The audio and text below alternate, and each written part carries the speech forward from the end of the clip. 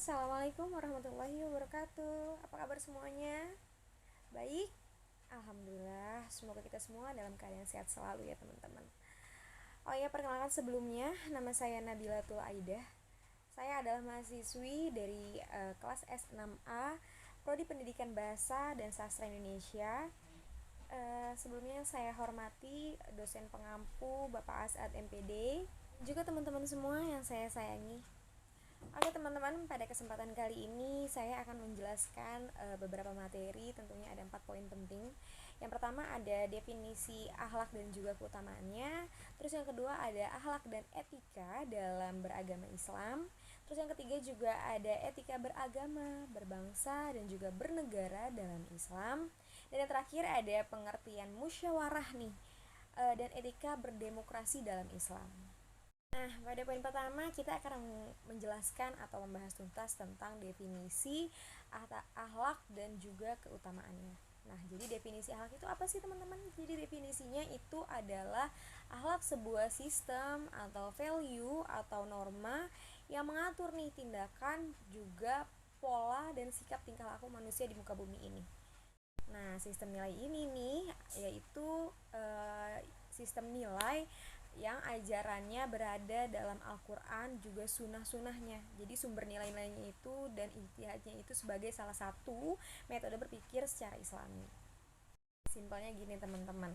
Jadi akhlak itu berarti tabiat atau misalkan tingkah laku atau misalkan kebiasaan nih yang udah melekat dalam diri kita, yang terus dipertahankan secara terus-menerus, yang akan menjadi dampak dari kehidupan kesehari-harian kita nih kayak gimana, baik atau enggaknya akhlak kita kepada orang lain, sama Allah, atau juga sama makhluk sesama dan lainnya. Maksudnya apa sih tindakan pola berpikirnya? Jadi gimana hubungan kita nih sama Allah dalam sehari-hariannya, gimana juga hubungan kita dengan manusia, hubungan kita dengan alam, hubungan kita nggak usah jauh-jauh sama tetangga deh, kayak gimana akhlak kita, baik atau enggak. Nah, tadi kan kita udah ngebahas nih pengertian akhlak itu apa sih. Terus sekarang kita bakal bahas nih keutamaan akhlak itu untuk apa. Jadi teman-teman, kalau misalkan akhlak kita baik nih, orang tuh akan segan sama kita. Segannya tuh bukan berarti ditakutin atau gimana, enggak, tapi bahwa diri kita itu akan muncul dengan sendirinya gitu. Orang akan ngelihatnya tuh, oh akhlaknya dia tuh bagus, oh dia tuh kayak gini, enak aja gitu pokoknya orang yang lihatnya. Terus juga apa sih jaminan kita kelak kalau misalkan akhlak kita bagus ke sesama? Yang pertama, kita ini dijamin rumah-rumah kita nanti di surga kelak Allah kasih tempat yang terbaik. Terus beratnya juga timbangan kita di akhirat kelak nanti, kita punya kedudukan yang tinggi. Terus yang terakhir udah pasti banget dijamin dicintai nama Rasulullah. Siapa yang nggak mau kan? Makanya perbaikin terus akhlak kita teman-teman. Oke, jadi di poin kedua nih kita bakal ngebahas tentang adab atau etika ketika kita belajar dalam Islam. Jadi kalau misalkan kita mau belajar adab atau etika nih teman-teman, kita otomatis harus dengar banget kata guru, harus hormatin, nggak boleh ngelak, terus juga ngejalanin nih perintah-perintahnya Allah kayak gimana. Biar apa? Biar ntar ilmu yang dikasih sama guru kita masuk ke kitanya tuh dengan gampang. Sebab apa? Sebab adab dari diri kita yang begitu taat sama guru kita, tentu yang bikin kita tuh jadi gampang aja gitu nerima ilmu. Kaitannya adab, etika sama akhlak tuh begini banget. Karena kalau misalkan akhlak kita udah bagus, adab kita udah bagus, udah pokoknya belajar tuh udah mantap banget ya pokoknya.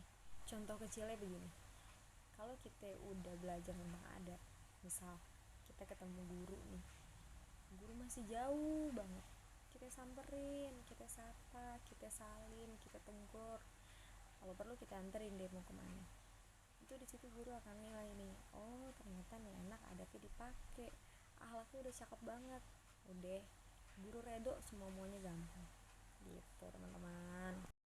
Nah, kita kan udah masuk poin ketiga nih. Jadi poin ketiga itu bakal ngejelasin tentang gimana sih etika dalam beragama, dalam berbangsa, dalam bernegara menurut ajaran agama Islam. Ya kenapa sih kita harus kayak punya etika? Intinya cuma satu, biar toleransi antar antar umat itu bisa terjaga dengan baik. Biar kenapa dengan baik? Ya biar masyarakatnya juga tertib, biar masyarakatnya tuh juga punya nilai-nilai kemanusiaan, punya juga nilai-nilai kemaslahatan umat, biar nggak ada perdebatan yang ngebikin etika itu jadi pedoman kita nih buat bertutur kata yang baik, buat berkelakuan yang baik, biar semuanya nggak semena-mena aja. Karena kalau misalkan kita nggak bisa beretika dengan baik, otomatis orang juga akan menilainya buruk nih tentang diri kita. Terus juga etika dalam beragama, berbangsa, dan berbahasa dalam Islam itu udah dibuat nih sejak lama sama ulama-ulama kita dulu. Yang namanya tuh apa? Namanya tuh Pancasila. Coba deh, pada poin pertama, apa sih Pancasila? Ketuhanan yang Maha Esa. Cuma satu, cuma diminta buat negakin keadilan dan kebenaran doang. Juga negakin nih nilai-nilai dalam kemanusiaan, biar etikanya itu terjaga, terbuat dengan baik, agar kita bisa bersosialisasi dengan baik kalau etika kita baik. Ya, kita udah sampai di poin terakhir, yaitu poin keempat. Jadi pengertian musyawarah dan berdemokrasi dalam Islam, itu tadi poinnya. Apa sih pengertian demokrasi dalam Islam? Jadi pengertiannya itu maksudnya nih ideologi politik yang bertujuan untuk menerapkan prinsip-prinsip agama Islam dalam kebijakan publik. Sementara kalau musyawarah Islam adalah suatu keadilan untuk semua umat manusia nih dalam Islam ketika mereka bermusyawarah, yaitu mereka mengeluarkan landasan hidup yang harus dipegang teguh baik oleh para pemimpin. Nah, ini contoh musyawarah dalam Islam. Jadi misal kalian ikut suatu organisasi masjid, kan kalian ngejalanin suatu program acara nih yang bakal terrealisasikan gitu kan. Jadi kalian biar program itu terencana dengan baik, otomatis kita harus bermusyawarah dulu nih. Terus ketika bermusyawarah, kita harus terima saran, kita harus terima kritikan. Setelah itu semua terkumpul, nanti kita evaluasi lagi nih, kita saring lagi nih, saran mana yang baik, kritikan mana yang bisa dikembangkan, supaya program yang kita rencanain itu bisa terrealisasikan, bisa terencana dengan baik, bisa berjalan dengan sempurna. Itu pentingnya musyawarah.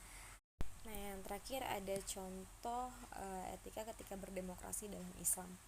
Jadi misal nih, kalau dulu ketika Rasulullah itu demokrasi yang dilakuin di Madinah, jadi isinya itu intinya tuh demokrasinya itu sangat terbuka, terus adil, ngehargain juga nih umat keberagamaan yang lain, sehingga menjunjung kesetaraan yang tinggi. Gimana enggak coba kelompok masyarakat banyaknya itu kan punya aturan-aturan yang mereka sepakati bersama, tapi Rasulullah tuh bisa nyiptain rukun hidup antar umat beragama dan bermasyarakat. Jadi biar tentram, biar adem, biar tenang. Itulah contohnya dari etika berdemokrasi dalam Islam. Oke semuanya, saya rasa cukup atas materi yang sudah tadi saya jelaskan beserta contoh-contohnya. Jika banyak kurangnya, banyak salahnya dalam bertutur kata, mohon dimaafkan semuanya. Wabillahi taufiq wal hidayah. Wassalamualaikum warahmatullahi wabarakatuh.